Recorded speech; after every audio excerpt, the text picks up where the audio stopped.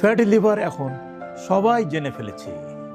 সনোলজিস্টদের কাছে যায়, পেটটা একটু মুসলামুসলি করে, অস্বস্তি বোধ লাগে, সনোলজিস্টের কাছে সরাসরি চলে যায়, অথবা কোনো ফিজিশিয়ানের কাছে যেয়ে বলে আমার লিভারটা একটু চেক করে দেন। লিভারটা চেক করা হলো, সনোলজিস্ট আলোচনাগ্রাফে বললো গ্রেড 1 ফ্যাটি লিভার। কালে ভদ্রে গ্রেড 2 গ্রেড 3ও পাওয়া যায়। এই যে মাথা খারাপ শুরু হলো। গ্রেড 2 গ্রেড 3 আসলে খারাপ, গ্রেড 1টা খারাপ শুরু হয়েছে মাত্র। খারাপ এখান থেকে আরম্ভ হবে এবং আস্তে আস্তে বাড়বে। এখন এই গ্রেডিং যে করা হলো, এটা কিসের ভিত্তিতে করা হলো?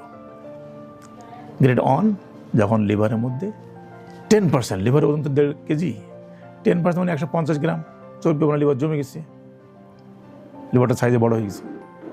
গ্রেড 2 20% ফ্যাট জমেছে, অর্থাৎ 300 গ্রাম ফ্যাট জমে গেছে লিভারের মধ্যে। গ্রেড 3 450 গ্রাম চর্বি লিভারের মধ্যে জমে গেছে। গ্রেড 2 এবং গ্রেড 3 ভয়াবহ, তার দিকে আপনাকে নিয়ে যাচ্ছে। এটাই অ্যালার্মিং, এটাই আপনাকে ভাবিয়ে তুলতে বাধ্য।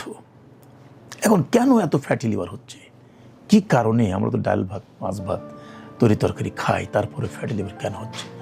ফ্যাটি লিভার হওয়ার মূল কারণ হলো অলসতা। আপনি ঘরে চুপচাপ শুয়ে থাকবেন, খাবেন আর শুয়ে শুয়ে সময় পাস করবেন। আপনার বডিতে একটা বডি রিকোয়ারমেন্টস আছে।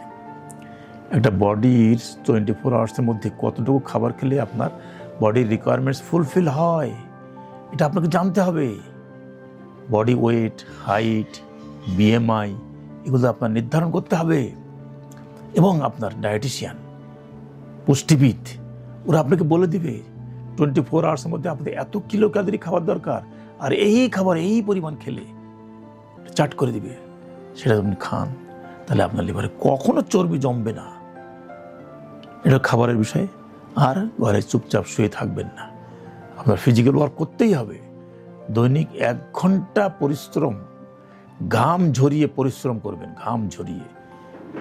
করবেন। তাহলে যদি আপনার অতিরিক্ত খেয়েও ফেলেন, তাহলে এই অতিরিক্ত খাবারটি লিভারে জমবে না, লিভার তাকে বার্ন আউট করে দেবে, লিভার তাকে পুড়িয়ে ফেলবে।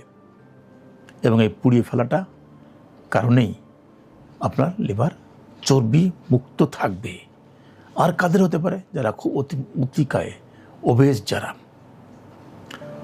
ওবেজ, মোটা যারা, স্থূলকায় বলা হয়, ওবেসিটি বলা হয়। এই অতিরিক্ত মোটা লোক যারা, তাদের লিভারে চর্বি জমতে পারে।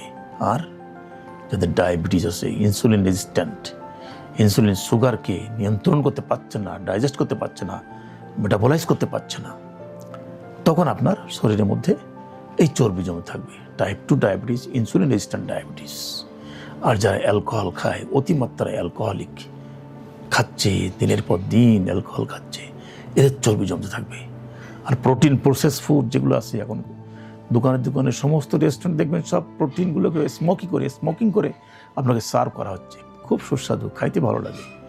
পোলট্রি মুরগি, ব্রয়লার মুরগি, আবার এদিকে স্মোকিং করে, প্রসেস করে আপনাকে খাওয়াচ্ছে। পিৎজাতে খাওয়াচ্ছে, বার্গারে খাওয়াচ্ছে, নাগেট খাওয়াচ্ছে, হটডগ খাওয়াচ্ছে। এগুলো সব প্রসেস মিট, এগুলো আপনার শরীরের জন্য ক্ষতিকারক। এবং এইগুলো অতিরিক্ত, এই প্রোটিন খাবারগুলো অতিরিক্ত প্রসেস করা হয় দেখেই আপনার শরীরের মধ্যে চর্বি জমে থাকে, লিভারের মধ্যে চর্বি জমে থাকে। আর তখন আপনার লিভারের ক্ষতি থেকে লিভারের ক্ষতি আপনি নিজেই করছেন, লিভারকে আপনি ক্ষতিগ্রস্ত করছেন নিজেই। এজন্য আপনাকে এই খাবারের দিকে অতিমাত্রায় খেয়াল রাখতে হবে। যদি আপনি খেয়াল রাখতে পারেন, তাহলে আপনার লিভারের চর্বি জমাটা বন্ধ হবে।